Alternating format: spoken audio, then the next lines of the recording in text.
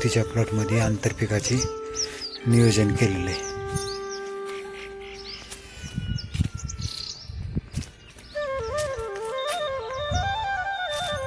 आणि आजूबाजूचं वातावरण बघा कसलं मस्त आहे इकडं. या गावाचं वैशिष्ट्य मित्रांनो, इकडे रेशीम शेती जास्त प्रमाणात केली जाते. जिकडे बघावं तिकडे शेडच दिसतात. इथले इथं 2 शेड आहेत. मला वाटतं इकडे पलीकडे सुद्धा आणि एक शेड आहे बघा. तेव्हा ते तिकडे दिसतंय पलीकडे समोर. तेव्हा तिथे एक शेड आहे. इकडे आणखी तुतीचे प्लॉट आहेत. त्यांच्या घरापाठीमागं तुरीचा प्लॉट आहे आणि पलीकडे दूरवर एक तुतीचा प्लॉट आहे आणि तिकडे सुद्धा खूप सारे शेड आहेत. म्हणजे मित्रांनो, एकंदर इकडे तुतीची शेती मोठ्या प्रमाणात केली जाते. रेशीम शेती ज्याला आपण म्हणतो. तर चला आता आपण सगळ्यात पहिले बघणार रेशीम शेड आतमध्ये कसं असतं आणि नंतर आपण जाणार आहे तुतीच्या प्लॉटमध्ये. पंधरा तुतीच्या शेडमध्ये बघू शकता त्या आळ्याचे रॅक कसे आहेत. आता सध्या तरी काही यांच्या आळ्या आलेल्या नाही. त्यांनी काय केलंय, इथे सध्या धुणं वगैरे वाळू घातलेलं आहे. तर बघा हे असे असतात रॅक. याच्यावरती असं पेपर आखला जातो. त्याच्यावरती आळ्या सोडतात. त्याच्यावरती मग पाला टाकायला चालू होतं आळ्याला खाण्यासाठी. अशा प्रकारची यांची रॅकची पद्धत आहे. बघा हे कशा मस्तपैकी रॅक दिसतात. आणि शेडला चौकून शेडनेट मारलेले आहे. आणि आजूबाजूला पूर्ण मच्छरदाणीची जाळी, जेणेकरून माशी काही आतमध्ये येऊ नये. आणि वरतून कसे लाईट्स लावलेले आहेत बघा. आता आळ्या कधी येणार आहे पलू?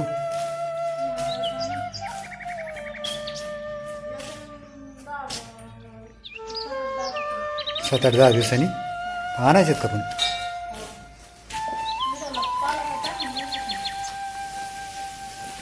आठ ते 10 दिवस बाकी म्हणायचे यांच्या आळ्या येण्यासाठी. आणखी अशा प्रकारची मच्छरदाणी लावली. चला आता आपण जाऊया तुतीच्या प्लॉटमध्ये. त्यांच्या तुतीच्या पाल्याबरोबर अंतर्गत उत्पन्न काय आहे ते सुद्धा बघणार आहेत. तर बघू शकता मित्रांनो, तुतीच्या प्लॉटमध्ये आलेलो आपण. ही आता नवीन लागवड केलेली तुती, आणखी छोटी छोटीच आहे. हिचा फोटो वगैरे व्यवस्थित झालेला नाही. आणि आंतरमाशागतीला आंतरपीक म्हणून यांनी बघा काय केलं.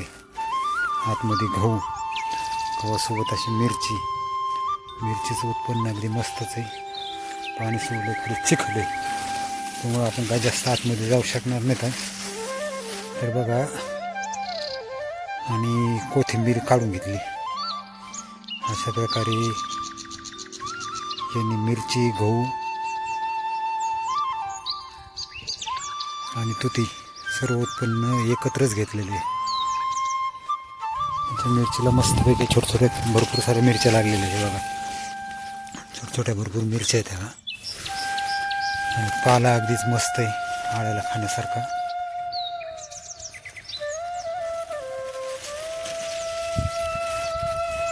एकंदर यांचं उत्पन्न बघायला गेलं तर खूपच मस्त वाटतं. आणि हे बघा अगदी शेडला चिटकूनच येत आहे. हे बघा समोर शेड असं आपण मगाशी बघतो त्या समोरच्या छतावरती. आजूबाजूला घर आहेत.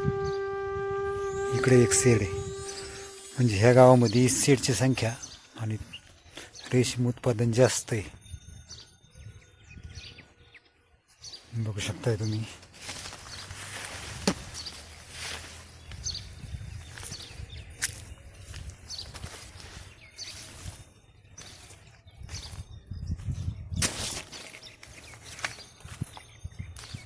तर चला मित्रांनो, आजचा छोटासा ब्लॉग आज आपण इथंच थांबवणार आहेत. त्याच्या अगोदर बघा तुतीचे पानं कसे असतात. हे तुतीचे असे पानं असतात मित्रांनो, रुंद कोवळी कोवळी पानं आळ्याला खाण्याच्या मापात. आणि